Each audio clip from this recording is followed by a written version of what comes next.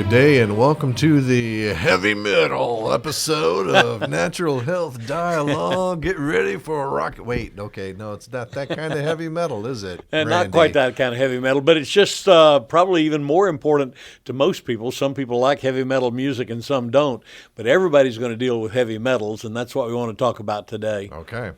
You know, Joseph, what I'm doing this whole year from my blogs every month are talking about some area of cleansing. And several years ago, I had a lady that asked me what my cleansing program was. I told her I'd cleanse something every month. And she finally, after about 3 or 4 weeks, pinned me down and said, I want to do your cleansing program. Mm-hmm. Well, March is my month for cleansing heavy metals. Everybody has some. Sometimes you don't even know that you're suffering from them. And we'll talk a little bit about some of the symptoms here in just a moment. But the primary thing is that everybody has heavy metals. Now, first of all, what is a heavy metal?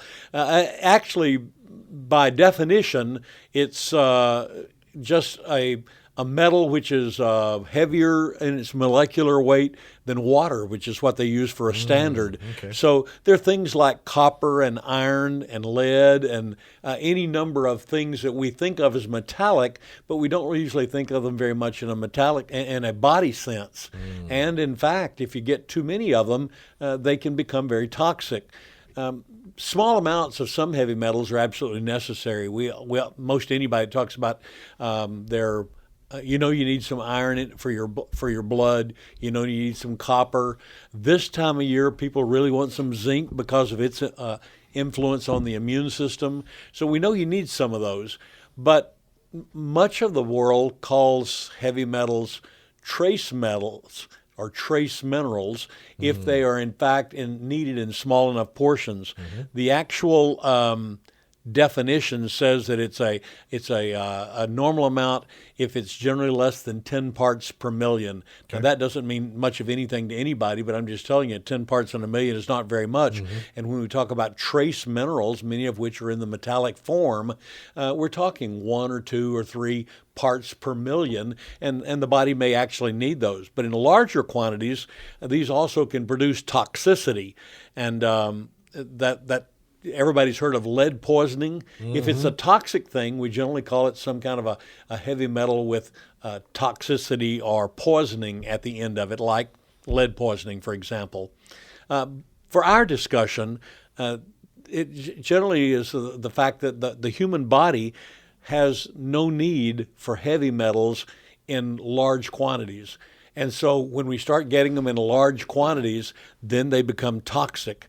And the other part of it is that the body has no real mechanism for getting rid of heavy metals because God in his infinite wisdom didn't design our bodies to get the heavy metals. That's an awful lot of that comes about because of the condition that we've left our earth in and the places that we work and that kind of stuff. So the body, when it gets too many heavy metals, it just sort of, I use the word suffocate. You don't suffocate a metal, but the whole idea is they encapsulate it usually in fatty tissue or fatty deposits in the body. There's no process for actually moving it through the system. So the older we get, then, if it stacks up like you're saying, the older we get, and if we don't take care of it, then the more heavy metal we have? The more heavy metal we have and the more toxic it becomes. Can contribute to the aging process. Basically, the body just becomes overly toxic. Of course, we get some of these toxic things from our environments. Many of them from the soil. We dump everything in the dirt. We think we dump it in the dirt, we've gotten rid of it. We forget that dirt then is going to be used to grow our fruits and vegetables. Right. It's going to be used for doing our flower beds. We're going to surround our houses with it. There are several places out where I live where they are so toxic until they've basically said that soil can't be used for the next 1,000 years because they'll never get enough of the heavy metals cleared out of it. And then a lot of people work in environments that give them a lot of heavy metals. How many people do you know that work in the auto industry? Right. They're grinding metal all the time. My my shop is right out by Tinker Air Force Base, and they have people that do sheet metal work all the time, and they're grinding metal to put onto the airplanes. Well, that grinds it up into microscopic amounts. Sometimes you can just breathe in the heavy metals. You don't even have to worry about drinking them or something. People who work in places where they're dealing with oil, particularly if you're dealing with auto oil, if you're changing your, changing your oil in your car.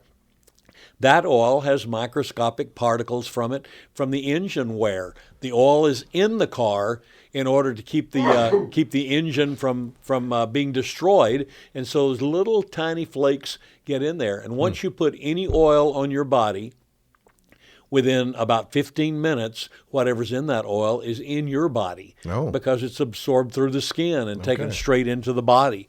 So it can get in your clothes, it can get on your hands, it can get in your feet.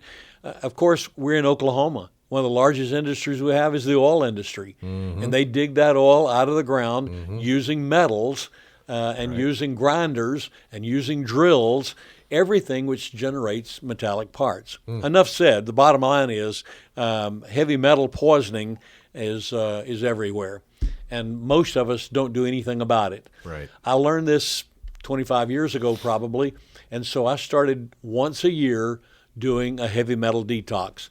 Some of the symptoms that you have heavy metal poisoning could be as simple as headaches, abdominal pain, cramping, vomiting, diarrhea, nausea, difficulty breathing, fatigue. You know, those are very innocuous conditions. There's any number of things that could cause those. Yeah, I was just thinking that. So you may not ever even realize that you've got heavy metal problems early on. If it gets more severe, the symptoms can become chronic infections, brain fog, burning or tingling sensations, insomnia, visual disturbances sometimes Like the little floaters and things can also be caused by heavy metals. So if you've got those symptoms that are getting more prevalent, it might behoove you to have your blood checked and find out if you've got some heavy metals in them, or do like I do and just do a heavy metal detox every year. Once a year, month of March, I take a bottle of heavy metal detox, and that's my detox for heavy metals for the year. But if somebody wants to know, you're saying there is a test for Yeah, heavy you can metals. go to the doctor, and they just a simple blood test will tell you if you've got heavy metals in your bloodstream. Now, in your tissues, I just have to say, primarily, people don't really get tissue tests done. So you can just assume that if you're in any of these categories that we've talked about, have any of these symptoms we talked about, there's a good chance you've got some heavy metals. That's a part of life as we know it today. And so an annual heavy metal detox of some kind are some daily activities, and we'll talk about some of those too. Some daily activities that will tell you that you probably are able to deal with the heavy metals. So no need to be alarmed necessarily, but just maybe visit your local natural health store or That's right. naturopathic And I'm going to doctor. give you some other things that you can do. I talked about doing annual cleanse. That's a 1 month, take one bottle of pills. There are other ones as well. The one that I do is just called Heavy Metal Detox, and I do 1 bottle a year. We talked a couple of blogs ago about sea greens in your diet. Things like chlorella, spirulina. People may have never heard of algin or agar or dulse. Those are actually heavy metal detoxers. In addition to getting all the green foods and all the trace minerals, good things that you get from sea greens, you also get some detoxifying stuff. I have a personal friend who he and his wife adopted a couple of kids who were drug babies. Well, an awful lot of drugs have heavy metals in them, and so their kids had some learning deficiencies, and we saw marked improvements after about 3 years on algin, which is specific to some of the metals that you find in some of the drugs that are out there today. There are also some foods that electrically attract metals and help you get them out of the body. There's such things as having fresh lemon water to drink. Talked about the sea greens. Cilantro, not my favorite herb, but cilantro draws heavy metals out of your blood, out of your tissues. Garlic, tomatoes, curry, green tea. barley grass juice powder, a lot of things. There are also some things to avoid eating. Excessive fat, highly processed foods. Because of the things that they use to process them, they generally get some heavy metals built into them as well. So try to stay away from those as much as you can. If you're eating fish, the larger and long-living fish tend to pick up more mercury in the ocean.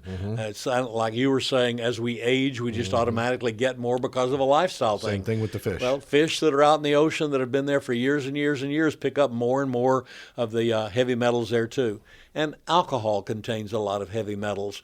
So if you're a heavy drinker, you've probably got quite a few of them. A good multiple vitamin and mineral was helpful too. Deficiencies in B vitamins have been associated with excessive toxicity, and if you don't have enough of them, then your body is more prone to have toxicity.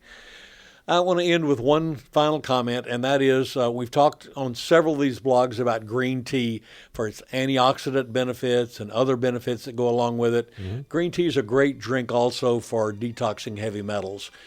So if you want to do something simple on a day-to-day basis, take a good multiple vitamin with a lot of B vitamins and some vitamin C and drink green tea. That'll help you as well. Good word, Randy. And we look forward to having another chat with you in a week. And until then, may you be blessed with good health. Amen.